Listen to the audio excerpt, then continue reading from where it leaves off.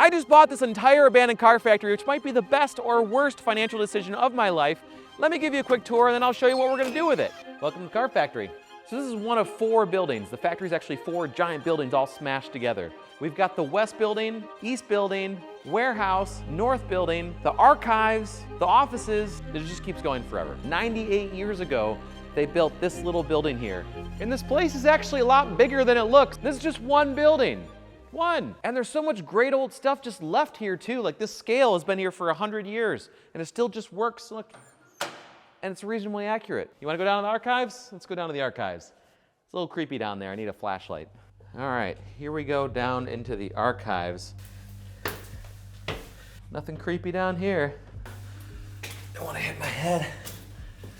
Whew. This old filing cabinet full of stuff. I think there's lights down here. Yeah. There we go. Yeah, so this was where they stored all the printing plates for the envelopes that they made. So everyone's here for like the tax collector. They have the US Park Service, kind of neat. This is all the records. Everything they'd make here would have a matching record. Who erased this whiteboard? It was necessary. All these boxes are empty. Oh, the Glade plug-in, how nice. Just definitely doesn't smell like mold and death down here. Let's go back upstairs. Now we're headed into the alley, which is one of my absolute favorite parts of the building. I think I actually decided to buy this place when I saw the alley. I mean, look at it. This place is so huge that parts that used to be outdoors are now indoors. When they joined the buildings together, they just covered this public alley. This used to be an alley that you would just like walk down, and now it's inside the building. It just goes on and on. Look, watch. It's a car factory. That used to be a loading door into that building. And they've kind of turned into a workspace now, so they added 220 outlets, workbenches, and they're doing some kind of manufacturing in here. The east building here is where a lot of the race car stuff is that we're doing. So I have kind of an addiction to go-karts. We have a lot of go-karts. I think 8 or 9 of them right now. It's fine. So we have the student racing program. We teach kids how to work on cars and how to race them. So you need go-karts to teach kids how to do that. So we just bought a few. So this is one of the newer buildings. This is when Ford and Lincoln took over the place. This was part of a huge complex. They had a Holley carburetor factory here. They had all kinds of stuff on this site. And most of it is torn down, but this factory remained because it became an envelope factory. We actually have a simulator here made out of a dumpster so you can race Gran Turismo and competitively, and we have a leaderboard going on. This is where we're currently wrenching on a lot of our car projects. So we have the Met Show. So this is the 425 horsepower rear engine twin turbo Geo Metro. You know, normal stuff. This is a Chinese car that shouldn't be here. This is a 2014 Volix that was brought here to be a reverse engineering project, and the guy who was supposed to scrap it just didn't, and so race car. So now I'm under pressure to get this place cleaned up and usable so we can actually, manufacture here. The bathrooms are a little rough. So this bathroom, obviously not usable. This is one of like 25 bathrooms in the factory, and it works fine enough for us. You wanna go into the creepy offices now? Yes, of course you do. These are the creepy offices. I have no idea what used to go on back here. These are just sort of dark and spooky. There's spider webs all over them, much like the archives. I don't really understand why there's a 60,000 pound press in here, but there is. Looks to be in pretty good shape too. There's wood paneling everywhere because wood paneling was royalty in the 70s. That's how you knew that you had made it. I love the old Coke bottle glass here. I mean, it's really gorgeous stuff. Like, come on, it's beautiful. I'd like to bring that back. I want sunlight to come back in through there again, if I could. So we go here now into the back room. Oh, spider webs. Yeah, there you go. And so you can see the fire damage that there used to be, because there was actually a fire back here. Half of this building burned down for reasons unknown, and about 28 years ago, and they replaced a bunch of stuff, but obviously they still had some fire damage. There's one more room back here. I don't know what we're gonna do with these. Like, we're gonna use them? This desk here is actually full of tools, which is crazy. So it's completely packed full of punches and hammers and all sorts of stuff they must have used in the past. So that ends the creepy offices. We'll take you to building number 3.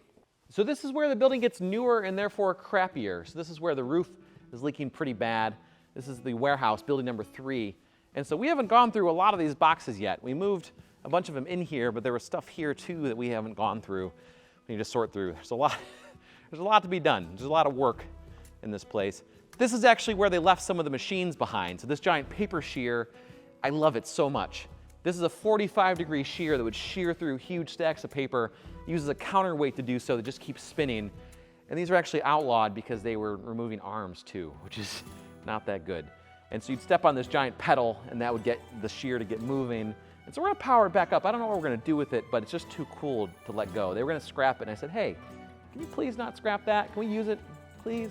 And they said, sure. This printing line is from probably the 40s or 50s, the original owner said, and had been running ever since, and they were gonna scrap this too. And again, I said, can we please keep that? And they let us. I'm not quite sure what we're gonna do with this either.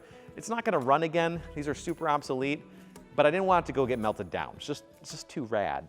This is also where the loading docks are.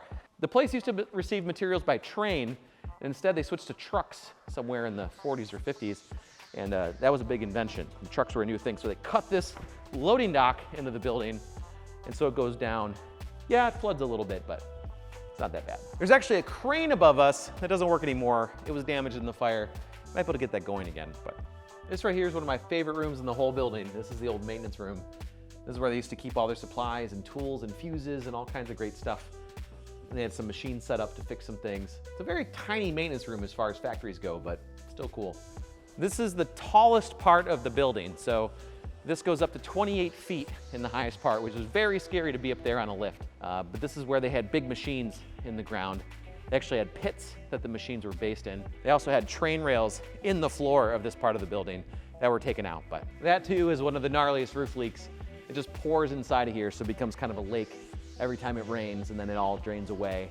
I'd like to get that fixed. That's on my short list. A lot of this equipment was in here too, so you have roof leaks and equipment all mixing together. We gotta put a stop to that. Given the scale of this project now, are you starting to understand how much there is of it? And so then this is the alley to give you some sense of scale. So this is a full loop that we did around the building. So we're coming back into the west building now. And then I'll tell you why the hell I bought this place and what this is all for. So with all of the problems, why go through the trouble of fixing this place up? Wouldn't it be cheaper to knock it down?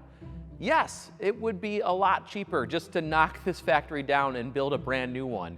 And that's what most people do. But I love this place. I grew up around these old factories, and I wanted to save one. And I believe there's value in saving history.